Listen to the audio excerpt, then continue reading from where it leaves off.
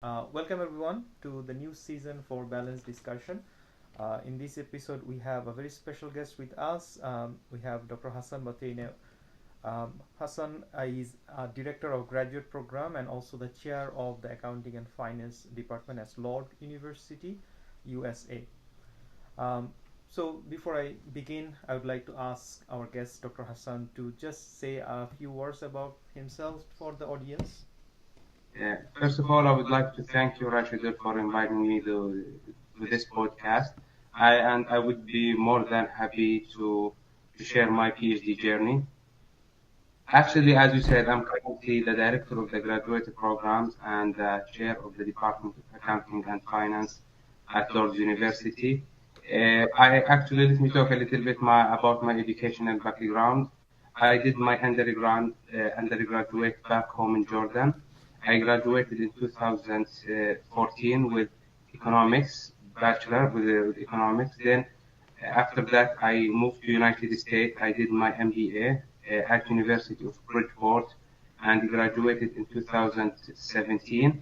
Then I started my PhD in 2019 and graduate in 2024 with a PhD in financial economics from University of New Orleans. Thank you. That's quite a good profile, I would say. So, if we go back and we just talk about your decision from Jordan to move and start your masters in USA. So, what was the process, your thinking process? Why USA and why to go for masters? If you can share with us. Yeah, why you ask? Because the reputation for the US. To be honest with you, everyone in my country, they say, okay, US, if you go and you get a certificate or you finish your master from US, it's a big thing.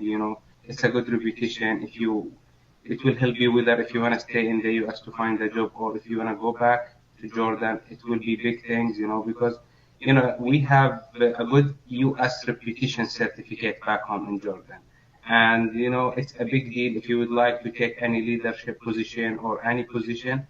They look at your certificate. If you finish from USA or UK, that's a good thing. Like that will reflect that you have a good type of education. This is how the people look at you if you have a master or PhD from the US. Yeah, that's really a very important thing to see that how most of the times when I also talk with the students, they also give me that the way their country values the education system, the certificates, the degree, it plays a big role toward whether there are some countries, some governments also they lean toward uh, Australian education. Sometimes they have policies where you get scholarship, different types of grants to study at specific universities, whether it's US, UK, Europe. So that sometimes gives quite a big push. So, was there any government scholarship for you when you started your masters? No, actually, I did not have any government scholarship, but I did have a scholarship from the University of Bridgeport. They give me a scholarship at the first semester. They give me a partial scholarship. Then, when I was doing like performing very well from the second semester, I had a full scholarship That's until wonderful. I graduated. Yeah. So, what normally, what will be the process if we just want to discuss this with future students who might be thinking, okay, I don't have enough finance, whether I should go, it's very expensive because studying in US, we all know that in any foreign country for an international student, the cost is always a factor, the education cost plus living cost. So how is the normally the process if a student is thinking, okay, I would also like to get a scholarship. So is it the results, only the results that you can use to apply for the scholarship, or there are specific criteria that students need to look for? Actually, I think it's different from university to other, but actually from my own experience, which is I did not know this information. I'm telling you right now when I applied to my master. I always suggest the student to reach out to the director of the program. The director of the program will lead them what is the best thing they have to do to get scholarship. Some university, they do not offer scholarship for the master, specifically if they have a PhD program. Some of them, they do. And this is the best thing to reach out or to go to the website of the university, maybe some links that will help in that. But the most important thing to reach to the director of the program, whether like MBA, MS, accounting, whatever the program, that will give them an idea what the criteria they need to pick the people and give them this scholarship. And again, I have seen it's different from university to university. I did not do that, but after I reached out there, and even I did not really know about this scholarship because then when I reached out to United States and start talking to the student there, they told me that you could get a scholarship. Then I start talking to the professor there. Sometimes the professor can assign you as a TA to work with him, and they will give you a scholarship. It's different. But for my case, I did not know about it when I reached out to United States. When I arrived there, I start asking the professor, and they give me because they knew me. But some university, no, they like there is a possibility to give a scholarship to get scholarship before you come to United States. Like they will give you the acceptance with full scholarship, and has to be you reach out, send an email to the director of the program in terms of the master, because in the PhD is different story. Like there is a research associated with it's different thing. Even for the same could be applied to the PhD. Like they should also reach out to the director or the coordinator of the program and ask. But in the PhD is different story because they put what are the requirements on the website. And mostly in the United States, most of the students, they get acceptance with a scholarship. Most of the university here, up to my knowledge, when they give you acceptance for the PhD, it comes with a scholarship. But for the master, sometimes it's a little difficult. Maybe if you are going to apply to large university or big university, the probability to get, I don't know, I'm not sure about it. Maybe you have a lower probability to get a scholarship because the competition it will be high. And another thing, there is a PhD program. Up to my knowledge, always the priority will be to the PhD student to get the scholarship. Then they will give it to the master. But if the university is smaller, like you will get more chance. Maybe the competition will be lower. But if you go into high rank university, large university, the competition will be high. And each university is different. We cannot say, okay, this is a criteria you have to follow that will be applied to all universities. It's different from university to university. Sometimes the lucky play rule. I have seen students, they never had any scholarship. Once they get to United States, once they come here, they got one. Some of the students, for example, they got the scholarship before they even came to United States. They got accepted with the scholarship. It's different, but it's the best thing is the communication. Try to reach out to the director of the programs, and this will be easiest way to get a clarification about the criteria, okay, to pick the student for the scholarship. Thank you. You have really made some very important points here. For example, one of the thing I really agree is to reach out to the community that involves the fellow students, the professors, also the academic and administrative staff.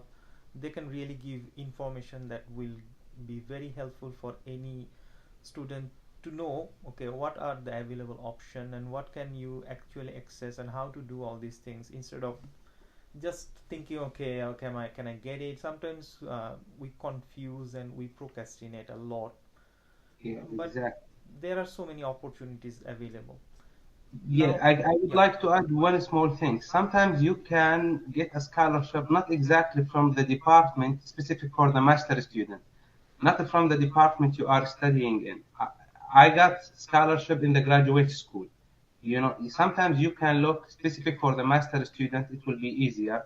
The graduate school, sometimes the library, for some reason, is not a student worker. They can give some university, they can give you scholarship. The admission, the international students, sometimes they need people to work with a scholarship. We call it assistantship because there are two type of works in US. There is a student worker, which is it's they pay per hour. It's not scholarship. They pay you 15 to 20 hours. It, I think it's $20, $15, $12 based on the university.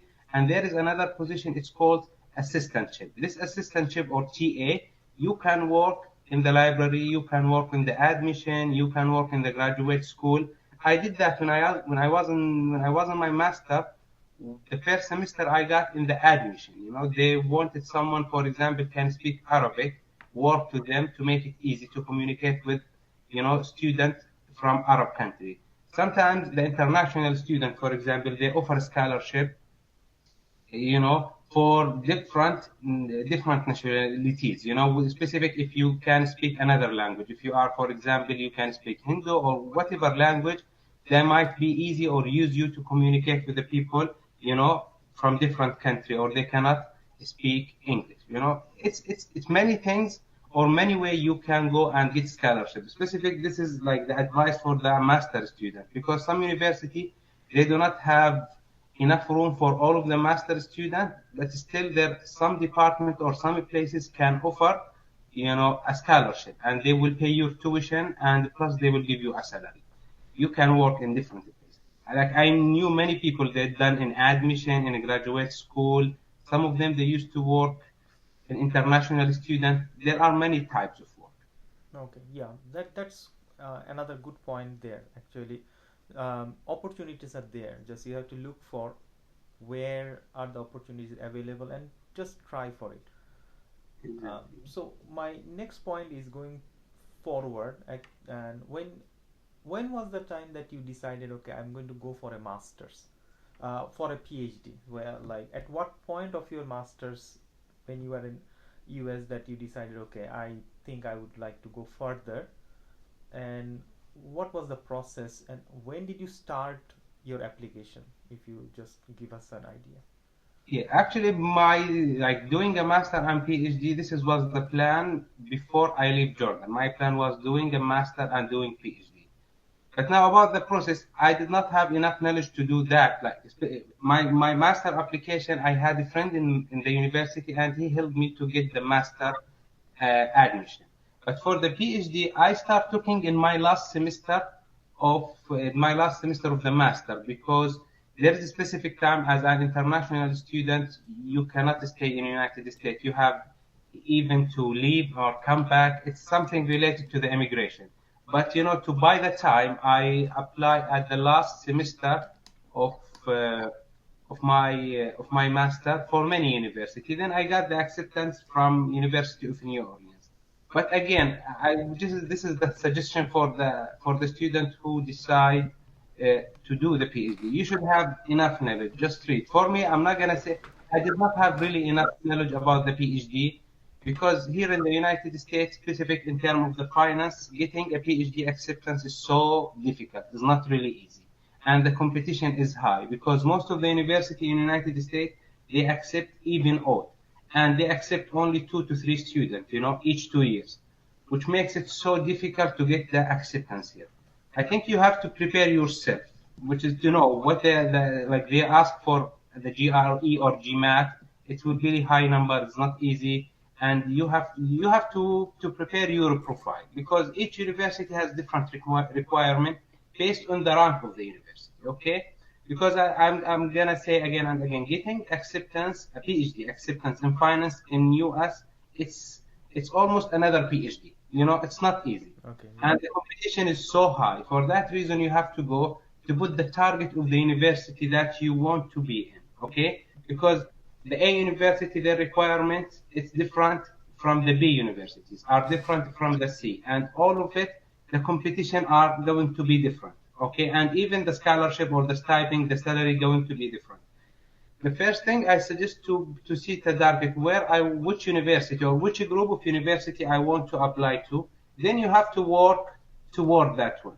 I'm not gonna say one semester is enough. The one semester to start applying, because in the United States, up to my knowledge, there is a specific date to apply for a scholarship. Like after March, you can apply for the PhD, but your chance to get a scholarship will be lower. You know what I mean? For that reason, you have to put that plan at least a year to work toward like the requirement to meet all of the requirements from the university, because it's different again about the group of the university where you want to be. This is the suggestion. And again, you should also reach out to the director of each department, of each university, the coordinator of the PhD student or the director of the PhD student. You know what I mean? Because I think that will make it easy. Sometimes maybe they're going to be flexible with you, and sometimes they might do an interview with you and make the acceptance, help you to get the acceptance, or they will direct you to the like best way to get to be accepted in their university. Yeah, that's quite interesting. Now, in terms of communicating with respective directors at different universities, do you think emails are a good way to go for example, international students? It's possible for them to find and then forward an email with their situation, then information. So, would you recommend that students will use university email to communicate with the program directors? Yeah, like you mean the program direct? Yeah, they communicate with the email. I don't, you they can use their personal email. I used to use my personal email. Okay. But now it's based on the luck. If this guy, the director or the coordinator, is good at emails, okay, that you are lucky. You will find someone to communicate with. But sometimes there is a big chance that no, you will not receive any response back. Yeah, true. This is another probability.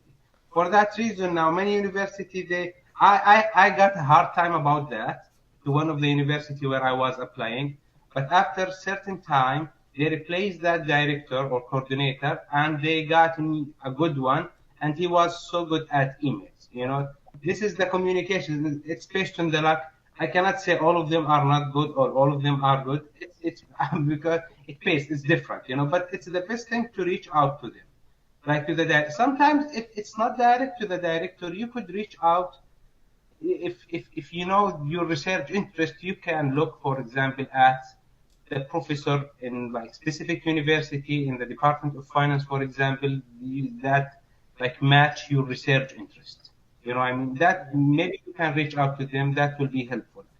What I would like to do, I would go first to the director or the coordinator of the PhD program. Then, if I do not hear anything, I would go to the chair of the department. Then I would go to one of the professors there. This is like a criteria that like it must be used. Okay, so I will go back to that communicating with the professor. But before I go there, how about a proposal? Because we are now still talking about getting an admission for a PhD program. How important is a proposal at the admission stage, or getting an offer for a PhD? So, how important is having a good proposal?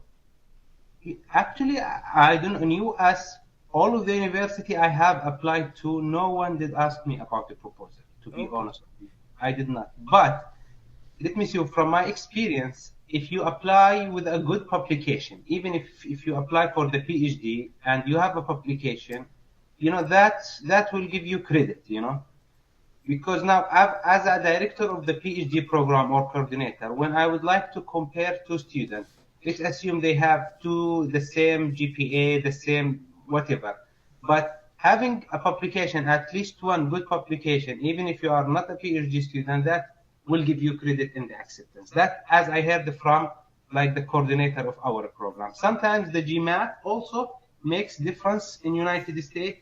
If you have a good GMAT score, that makes difference. Like, because sometimes if you go to the website, I think, as I remember, the GMAT, they put the minimum 600.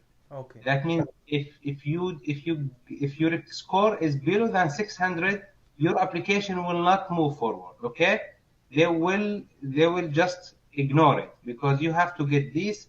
It comes in the United States. If you are an international student and you are not finishing a master from US, the first stage is to get the IELTS or the or the TOEFL. Then they will match that with the graduate school requirement. This is not the department requirement. This is the grad school requirement. Okay, because I'm telling you, this is from my experience working at the grad school. Then if you pass this stage, then they will move your application to the next stage, which is the department stage. Okay. Now, once your application goes to the department, then they will start doing filtering. The first filtering, because I don't think so they will look all to the application they get, because they get a lot of applications. And at the end of the day, I'm telling you, as again in the finance, they need 2 or 3 just students. For that reason, the filtering will be based on the GMAT, for example. If you do not get the minimum score, or then it will be compared about another criteria. Okay. It's based on the university or the department. It will be different. Some of them they require an interview, with you. Like it's different from university to other universities. That's yeah. I also, as far as I remember, that some of the big schools actually sometimes ask for 700 plus in the GMAT. It's very challenging. So it's all comes back to preparing and planning at the end of the day. Exactly, yeah. And even this is another like advice. Even if you are in the United States, you are doing your master, but you do not plan very well, do not apply and get rejected. Take your time. Take your time, if and then apply. When you apply with the preparing and having a plan, it will be much easier. For you to know where you're going, and ask. I did not ask when I was a master student, which is I have a really lack of knowledge about the PhD. I'm really serious. All of this information I gain all of this information after. My suggestion is reach out if you're trying to do a PhD.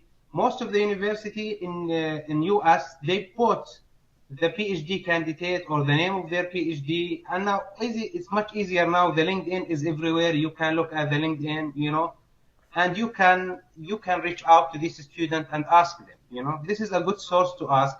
What do you advise me? What do you think? How's the acceptance here? They will help you out. Even if you get one information, one type of knowledge, that will help you out in preparing to your PhD acceptance or PhD admission. Exactly. That's something I also try to advise my students is to have a LinkedIn profile, because it helps you to connect with people that are going through some similar type of things, program, jobs. So this network will always help, and people are very kind to support, give feedback. We will always find somebody who is happy to share their knowledge and happy to help. Yeah, So exactly. yeah, But some people get mad, like students specifically get mad. It's okay. There is a chance someone going to yeah, reply to yeah, you, and there is if they do not reply, that's fine. It's not the end of the world. Just keep trying. You know what I mean? yeah, This is exactly. like the important thing. They have to be patient about it. It's not something easy. So now moving forward, coming back to the thing about supervisor, because supervisor is one of the most important part of a PhD, and you happen to have one of the biggest name as a supervisor, like Professor Kabir Hassan. Everybody knows in the world he's one of the biggest name in finance. So how did that happen? Like, did you know him, or did you met him before, or you reach out to him that I want to do my PhD with you? Would you like to have a look at my application? So how did that happen? Yeah, actually, Professor Kabir Hassan, it's one of the professor. He is very, very good at the communication. You can reach out to him. He will reach out to you. Even, he's super busy, but he's good at emails, text. Like, it's easy to reach out to him if you, for example, go to his page, to it on the university website. He puts all of the information, his personal email, the university email, the office phone, his personal phone, everything is there. Actually, when I start my PhD, before I start my PhD, after I got my admission and everything, he became the coordinator of the PhD. Okay. I never knew him before. I never met him before, you know. I think the first meeting when he became the coordinator, I was in different state. I moved to Louisiana where I did my PhD. I had a meeting with him, and he started telling me the PhD is not easy. You have to work hard, and he was the advisor for a lot of, maybe all of the Jordanian students who did the PhD in the University of New Orleans.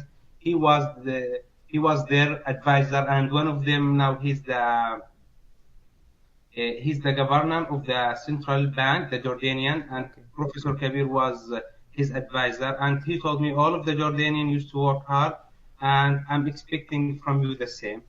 Then this is my first meeting with him. Actually, I like the way that he's motivate me.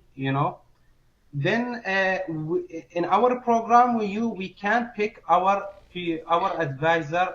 I think after the second year, after we pass the second qualifying exam. But to be honest with you, I was looking maybe from after the first semester. After I have seen most of the professor, I put in my mind like Professor Kabir will be my advisor. Okay. Because yeah, I think the most important thing I feel is the communication. It's the big part for me. When you communicate, or easy to communicate with your advisor, and like, he feels you, he knows like what's your pain, and he can guide you, he can direct you. And I can tell you, whenever we have, not only me, anyone has any problem in the program, they always go to him and talk. It's not only about, even in the personal life, he always ask, care, communicate. This is, I think it will be most important characteristic that have to be in the advisor. He's a leader, he's not advisor, he's the one who's going to lead you. Yeah, nicely said. Yeah, that is one of the key characteristics, I would say, to have that passion and compassion to actually be able to open, so that everybody feels that they can come and share, because PhD is a long journey. Many things Yeah, happen. Students actually, as a student myself, once PhD student, so many things happen within the time frame, and if you can share this with your supervisor and get guidance, that helps a lot. yeah, exactly. And another thing I would like to share, he will guide you. Like advisor is a lead to lead you and guide you to the best way. Is not only during your research, but what after the PhD. He was keep telling us, okay, doing a PhD, you do. After that, what's the market want? Okay, sometimes you think in different direction, but he tells you, no, this direction is not good. The market will not accept you in this way. The market wants you to be one, two, three. You have to follow what I'm telling you. Did you get my point? Like he knows the market. He knows everything. He knows what you have to do. And plus, I'm telling you the communication. Okay, this is a good thing about him. And for me, this is a big signal or a positive signal in the person who wants to be my advisor. Like I was looking for this thing, the communication, easy to talk, easy to share. You can share anything. You do not worry. And he always tried to find a solution with you. I'm telling, he was a father to everyone in the department, to the student. And he kept telling us, if you have anything, if you have any challenge, anything challenge you, you feel mad about anything, you want to talk, just come to me. You know, for that reason, I'm telling you, most of the students always picked him. I think, like always, most of the PhD students like select Professor Kabir as a advisor because of this characteristic. Exactly. For us also, we always look toward him as a guy, as in terms of, Yeah, go ahead, go ahead. yeah, that's always. And also for few current and future supervisors, there are a lot of things to learn from professors who has been there so long and produced so many excellent PhDs, who are now going, as you said, has become like governor of the central bank. So Professor Kabir Hassan has so many students who are actually, uh, has become leader in their own field. Yeah, Now, yeah. yeah, And going, also, he's always like, he always stay in touch. He's reach out even after I start working. We still chat, text. And I know he's busy, but sometimes, you know, what I'm on that he always sometimes remembering me, which is okay. I know once he's so busy still, he keeps texting and say hi, how's everything? Do you need anything? Oh, okay. He keeps that eye on the Nice. student, you know, and he trying to maintain that relationship with everyone. And everyone, like, for that reason, do not be shocked if you go to the UNO and you see, like, if you, for example, we are 10 PhD students, 8 are with him and the 2 with a different professor. This is a reality. I think last year, I don't know how many students, I think almost 15, 19 students, Professor Kabir was their advisor and they already graduated last spring. As I remember, I was not there, but I heard that. At least 15 students, 16 students, yeah. And this is a signal. Now, before also, you have to ask the students. You know, we have 2 years. You know, maybe in the US, I don't know, in our university, you have 2 years. At the second year, you can select your advisor. You have chance to see, you know, which one will be a best advisor for you. Okay. Okay, sometimes that does not mean the other professors are bad. No, they No, are of so course, good. of They course. were my professor, but sometimes is matching, you know. I would say like the good for me is not good for you. This is a Mm. preferences, you know. I prefer specific criteria in my advisor. I will go with Professor Kabir. Maybe other students will prefer other things. They will go with different one. You know, at the end of the day, it's criteria. But the advice I always give to the student, you have to think about advisor. He's good at research. You know, this is the first thing. The second thing, it's easy to communicate. You can share his help, and he knows the market very well. He can guide you. Okay, sometimes you can find, for example, advisors so smart at research, but this is the only thing can help you with. Cannot tell you, okay, maybe sometimes the topic that you're going to select, it's so complicated. But if you have a very like advisor, he has experience, tell you, okay, maybe this topic you work on it, not now. After you finish your PhD, it's good. Now try to find something more flexible to help you out finding a job. You know, Okay. there are many criteria that you need, like your advisor should have. You know what I mean? I don't want only personally to be just only good at research and anything. No, I want communication skills, how he can lead me, how he can also like you know easy to reach out to, and he's understanding my situation. You know, as an international student, which is tough for us. You know, being alone as an international student, having no family here, it's not easy thing. With the PhD pressure, you need someone who can understand the situation also. That's really wonderful, and I think future students and currently people who are thinking about or going through the same stage can take some lessons from here to actually how to find a right supervisor for them, because as you mentioned, it's like for different person it's going to be something different that you might be looking for. So that's always a one important thing. Now if I go forward and I ask you one one challenge that you had faced during your PhD life that really have uh, tested you. So what was it and how did you overcome it? Actually, I would like to say the most challenging thing during the PhD, it's having a pressure. Our program, we used to have too many tests, maybe, and COVID. You know, when I start my Oh, PhD okay. was COVID. You know, then I did not get chance even to go back Jordan to get some rest because the embassy was closed over there and my visa was expired. And I would like to say like maybe the pressure there, but maybe having a good friend and again having a good advisor. You know, Mm. I do remember one time when I was in the third year, I was so like depressed and like the Professor Kabir, he asked me to come, what's going on? I would start sharing, you know, I'm tired, you know, have not seen my family for a while. And it's the pressure that the PhD put in you. For example, like learning coding, you know, coding, it's one of the things that's new to me. I never use Stata, for example, you know, learning the research. I never done research in my life. All of these things, but with the practice, step by step, you know, I could fit all of these things. Now I can do research, I can do coding, I can use Stata. because I think the PhD is, you cannot take it as a part. It's, you have to take all of the parts together, because they are connected with each other. I mean, it's like research. You cannot do research without knowing how to code, for Mm. example. You have to learn code to do research. Did you get my point? And we start doing that step by step. Yeah, Yeah, so I don't it's really remember one challenge, but I could see all of these factors maybe put pressure on me.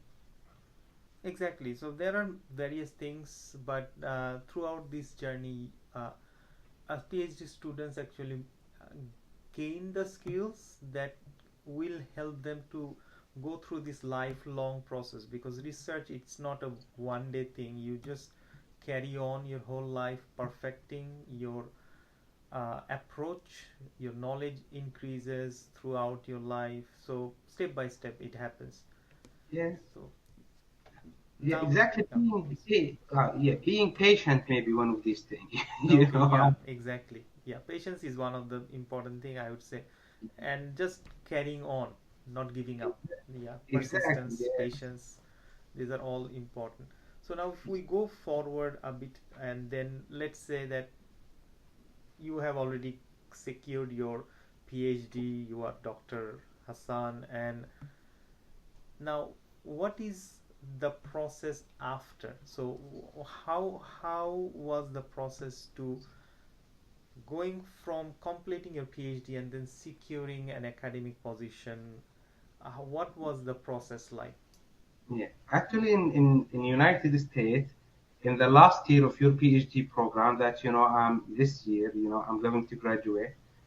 We start applying. We call it the mark. We start apply for the market, and we used to have the first market start in August, which is like you apply to have interview in the FMA market. Okay, and you have to get your resume, prepared, all of your work document, like resume, teaching philosophy, research philosophy. If you teach classes, sometimes some and you're going to start apply. The first market, based up to my knowledge, is the FMA market. This is the conference. It's happened. Like you can get interview in that conference. Most of the university, they get a table there and they start interviewing the student who apply for job. They call you. Then you have to apply. Then the second market gonna be in January, and some students they get job late. It based on the process, but this and the student. In the fall, for example, in this, they do their proposal. Then once they find a job, they do their final proposal, and then they graduate. You do your proposal, then your final defense. But most of the students in the US, they either do the proposal before they find a job, or they are in the market, okay, and they are in the market. We're already looking for a job. But once they find a job, they finish or they do their final proposal or their final proposal, and they graduate. Like most of them, when they do their final proposal, okay, the dissertation, the final dissertation, they either already found a job and they're going to start their job next fall, or they don't want to stay in United States. They want to go back. Mm. This is from, I'm telling you, the student I have seen. We have some students at our department.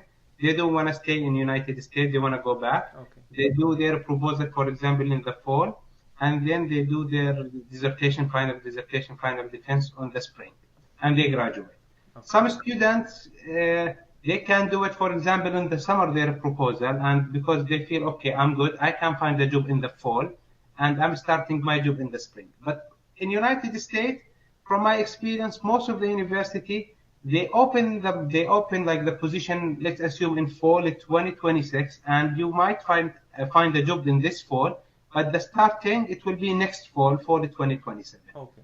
Yeah, most of the, like 95% of the university, like So they advertise a year ago. So for a position that they want to fill a year later. That's okay. That's exactly, useful yeah. information. If you would like someone to start with you in fall 2027, you're going to, start. You have to post the job offer these days. Okay. You know, Yeah, not these days, in the fall already. The one of the market, it's past. Like we already done. Now we are in the spring. Because the fall in most of the universities in the United States, They start from August to December. Then we have the winter break, Hmm. always from December, mid of December until the mid of January, 11th, 12th January. Then now the spring will be done in May. Okay. During this years, okay, the university, and again, why some university they post or they post the job in August, some of them, for example, in April, some of them in March. In my opinion, based on the fund, if they are able to get a fund to open the position, Okay. they will be in the market. If for that reason there are sometimes different like different date for the university or different month to post like the job offer.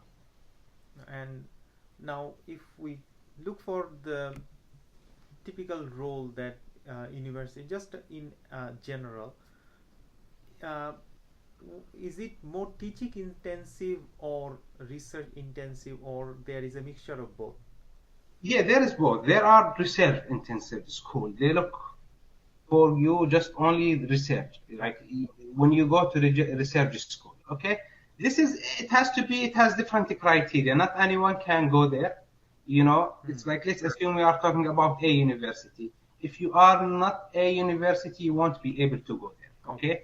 Because the type of research they do, the type of publication they have, you have to know your university, you have to know the rank of your university, and you have to know where are you able to get job.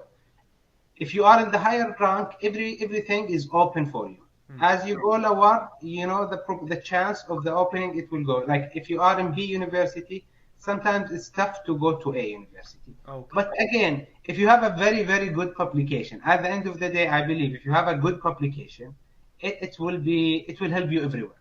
Having a good publication, it makes difference in the market, and there is in between university, 60% teaching and 40% research, and there is a full focus university only teaching school in Okay. United. This is the three types of school, and it's based on your publication and it's based on your reputation of the university reputation or the advisor reputation or the publication you have. And as you say, good publication. So in US, which type of ranking do they follow? Any specific ranking? Like for in UK, they look for ABS ranking, and anything above 3 is good. Yeah, I think in the United States is the same. They look for the ABS or the Australian ranking one. But ABDC. yeah, but for some school, for example, and again, for some school, if you publish, for example, at ABS 3, it's a good thing. But for some school, no, they want you to go to the A star, like 4 star, Oh, okay. like JFE review of Okay. financial study. It pays. For some school, they use the middle journal. Like if you publish, for example, maybe in international finance and economics, for them is good, but it's not good for others. Each school is different, They have even different criteria. I understand. different criteria. But actually, everyone know. Like when you are a PhD student, you get to know. Like if you want to apply, you just go take a look. If you do not know the name of the university, you go take a look at the faculty, see from where they are graduating. You look at their research profile. Then you could say, okay, I'm a good fit or not a good fit. This is a play role. Like you do not have really good research, even your, like, let's assume your paper, that even if they are R&R or under review or research, everyone knows his type of research. If your research, like when you are doing a research, okay, my research will go to very good journal, or okay, what type of journal is your work going to go? And you can, and actually this one also you can get advice from your advisor. They tell you, okay, you go to the university like our university and lower. You do not go above. Okay. This is also one of the good things to which university you should apply, where will you have a chance to get a job. They will guide you. This is also again one of the good thing about the advisor, because I believe before you start applying, you have to talk to your advisor. Okay. And like for example, I remember Professor Kabir. He asked me to send him my CV, and he just take a look at the CV and he told me, just you're good to go. You can start applying. And if he sometimes, and the student, they have to know, The advisor, most of the time, they are busy. You should reach out to Mm-hmm. them. Do not wait to tell you, okay, you have to apply. This is not how it works. You have to initiate to ask about your interest, because they have many students and they are so busy. You could talk to them. For that reason, I mean, communication, the easy to access your advisor, it's the easy will make your PhD life. I mean, because some advisor, they will make it as a head. But the easy access, it will be much easier, to ask, to get an answer. For example, myself, if I do have any question, I was now waiting to send an email to Professor Kabir as an advisor. Okay. I had his personnel through regular text or WhatsApp. Okay, what do you think? I'm going to apply here, for example, or about any other things, not only about the job market. I mean, this is a good point. They have to take it in their consideration when they start applying or picking advisor. Because I'm telling you from my colleagues from the university, many students, they start with advisor, they end up changing to another one because when you ask what was the reason, no, he's not good at the communication. I Okay. didn't like his behavior in this way. He's too much strict about something, which is I Mm-hmm. don't think so. Did you get my point? For that reason, collecting information or asking, be careful about selecting the advisor because this is like it is a big issue. Specific sometimes when you go to the market, it's not about the market itself. It's you should pick someone can be flexible. I'm not gonna so doing legal and flexible. I mean this is Yeah. some people will understand that. Okay, what do you mean by flexible? I feel no doing everything within the law. I'm not saying illegal thing. Did you get my point? Yeah. Yeah. So that's the important point actually to take the initiative. I will honestly say that it's sometimes because it's you who actually need to go to the market, look for opportunities or going for publication is uh, you have to take initiative because otherwise other people will not know what's going on in your head. So you just have to explain what will happen. Yeah, exactly. Another point actually for the PhD student, do not wait too much. Like, let's assume at our university it was after the second year we can pick the advisor. My opinion is do not wait too much. Hmm. You can maintain a good relationship with all of the professors in the department and start doing research with them, even if they are not your advisor. I think everyone welcoming that. If they are not welcoming, that's fine. But my opinion, after at least the first year or the first year, let's assume you will have enough knowledge. I think you should go and pick your advisor and start talking to him. Okay. Okay, even if you talk to him, is not formally like under you register under his name as in the second year. But my opinion is, as you start research early, you will have a higher probability getting published paper. Did you get my point? That will help you in the market. I did not have that knowledge again when I was a PhD student. I did not really how the PhD works. But if you think about staying, for example, in United States, you start from the first day, from the day one, you have to think about the market. Hmm. You know, if you think about the market, that means you have to think about the publication. This is the most important thing. What type of publication? As good publication as you can make. The journal that you can publish in, it will be help you later on. Exactly. Okay. Sometimes it's luck. Sometimes maybe you try a good journal and you get it. We never know. This is a different story, but at least you try. I mean, after the first year, you should start asking, the second or the more junior student about the PhD or why did they select this professor, why they are not selecting that or whatever. Start collecting information. Then after the second year, this is between you and you, between like from like in your mind, in your head, you should say, okay, I need X is my advisor, and you should go to him and start talking about, okay, what do you think about? Because some advisor they give you a hard time finding an idea. Some advisor they are very helpful about finding idea of your dissertation. This is also different story about why I select this topic. And some advisor will help you, okay, work on this one. They will give you a guideline to do. I mean, this is a good thing.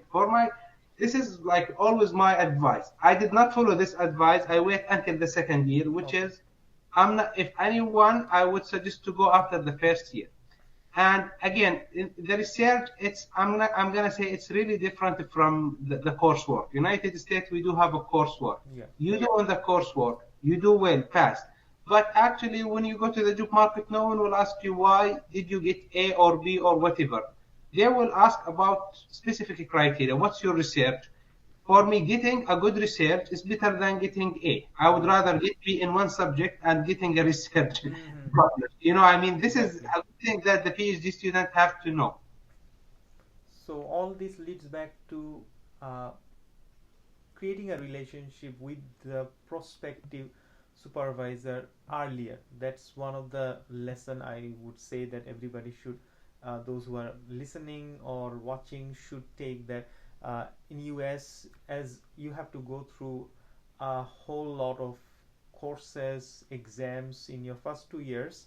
Sometimes, as my friends also have told me like that, it's very busy.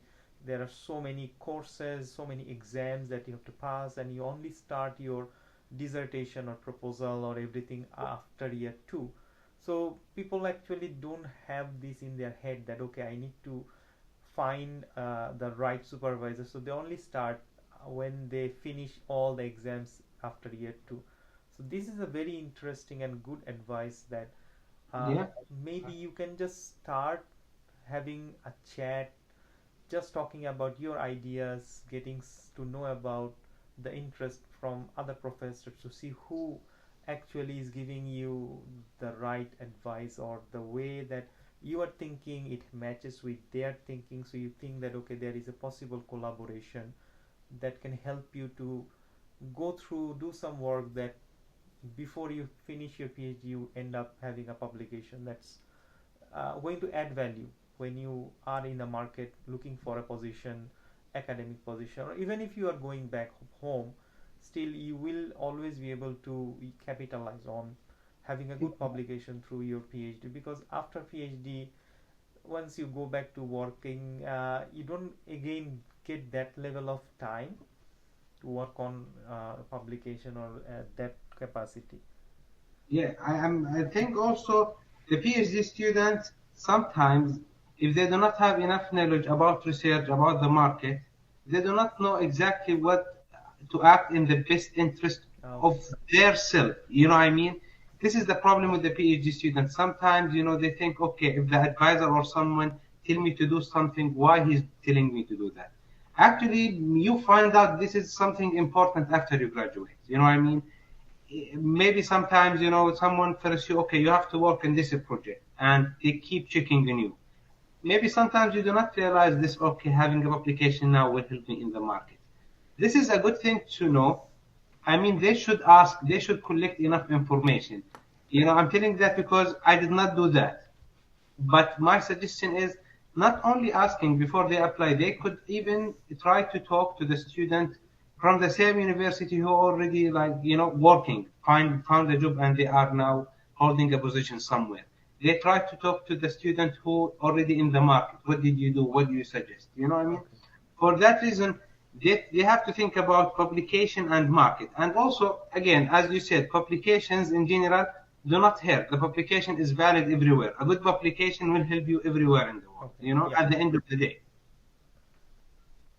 Now we are almost at the end of our session today. It's always wonderful to chat with you, and we will actually continue to have our collaboration and our discussion in the future. But today, as we come to uh, an end of the session, before we go, I just want to ask if you want to say or you want to provide any advice to anybody from Jordan thinking about their educational journey to start their education in US.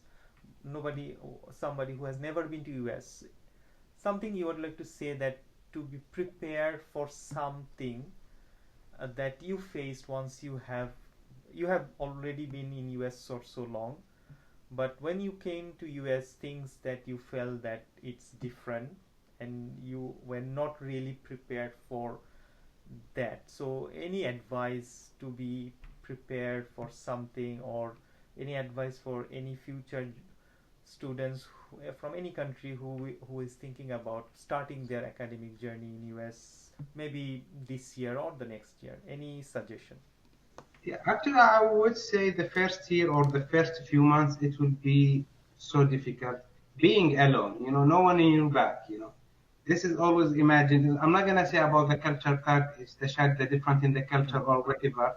There is some, but now with the technology, you can see any video about the United States. You can read about the culture. You know, you will have some knowledge about it before you come. It's not really like before. Did you get my point? Exactly. But the one thing I say is no one in your back at the beginning. You know, if you have any trouble, if you have any issue, everything will be in your own. You know, now everyone, like, we live with our family. We have a family back home. If you need any help, you can ask. You know, at the beginning it will be difficult until you meet a good people, because even in the United States at the beginning you cannot find out, okay, whether the people I'm talking to, they are good or they are bad. It takes time.